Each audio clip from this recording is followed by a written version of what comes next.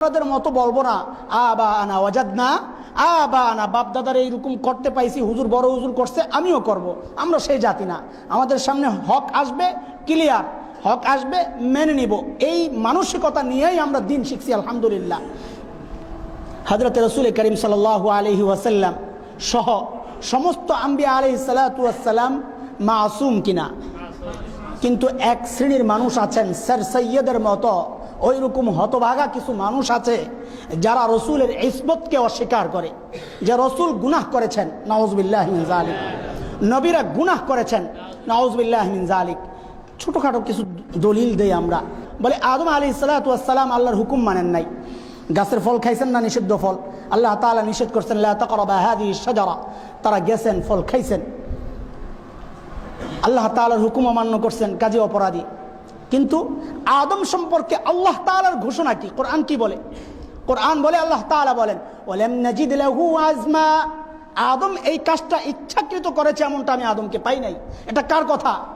আল্লাহর কথা। আল্লাহ বলেন আদম ইচ্ছাকৃত করেন নাই। আপনি কোন ব্যক্তি হয়ে গেছেন, কোন পণ্ডিত হয়ে গেছেন, নবীরা অপরাধ করেছেন সে কথা বলতে আসছেন? আল্লাহ বলেন ইচ্ছাকৃত করে নাই। আল্লাহর হুকুম অমান্য হয়েছে, এটা ঠিক, কিন্তু আল্লাহর হুকুম অমান্য হইলেই অপরাধ হয় না। আল্লাহর হুকুম অমান্য হইলেই অপরাধ হয় না। রোজা রেখে খাওয়া জায়েজ কিনা?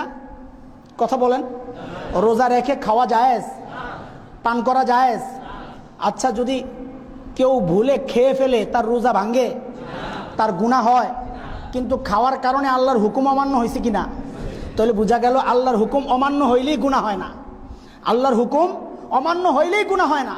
আদম আলাইহিস সালাতু ওয়াস সালাম আল্লাহর হুকুম অমান্য করছেন, কিন্তু তিনি কোনো গুনাহ করেছেন এই কথা বলা যাবে না। কেন? আল্লাহ বলেছেন ওয়ালাম নাজিদ লাহু আজমা।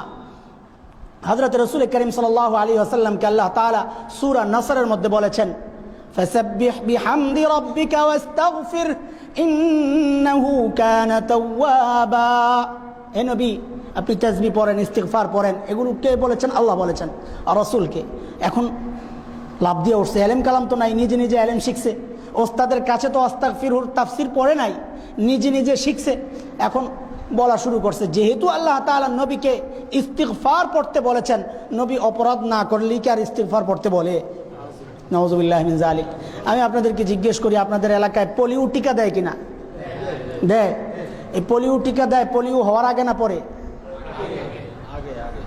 আগে দেয়। পোলিও হইলে আর টিকা দেওয়ার কোনো লাভ আছে? পোলিও হইলে তো সে তার অঙ্গ বিকলাঙ্গ হয়ে গেছে, সে ইতিমধ্যেই লুলা হয়ে গেছে, তার আর টিকা দেওয়ার দরকার আছে? এই টিকা দেওয়ার অর্থ হলো যেন পোলিওটা না হয়। ইস্তিগফার দুই রকমের, এটা আমার কথা না, মুহাদ্দিসদের কথা মিয়া। ইস্তিগফার দুই রকমের। এক রকম ইস্তিগফার হচ্ছে প্রতিরোধক, আরেক রকমের ইস্তিগফার হচ্ছে প্রতিষেধক। এক রকমের ইস্তিগফার দিয়া গুনাহ মাফ হয়, আরেক রকমের ইস্তিগফার হচ্ছে টিকা, গুনাহ আসতে বাধা দেয়। উম্মতের সম্বন্ধে যখন আল্লাহ বলবেন, বান্দা সম্পর্কে যখন আল্লাহ বলবেন তওবা এবং ইস্তিগফারের কথা, বুঝতে হবে সেটা প্রতিষেধক, প্রতিরোধক। নবীদের সম্পর্কে যখন আল্লাহ ইস্তিগফারের কথা বলবেন, নবীরা যেহেতু কোনো গুনাহ করে নাই, বুঝতে হবে এটা তাদের সম্মানে আল্লাহ তাআলা একটা পোলিও টিকা দিয়ে দিয়েছেন, যে এই ইস্তিগফারের কারণে আপনি আর জিন্দেগিতে কোনো গুনাহ করতে পারবেন না ইনশাআল্লাহ। বুঝতে হবে ইসমতকে, নবীর ইসমতকে যারা আক্রমণ করে, যারা কলঙ্কিত করে, আমার নবী পবিত্র, কোনো গুনাহ করেন নাই, করতে পারেন না নবীরা গুনাহ, তাদের মধ্যে যোগ্যতা আছে। গুনাহ, নবীদেরকে গুনাহগার সাব্যস্ত করতে পারলে লাভটা কি?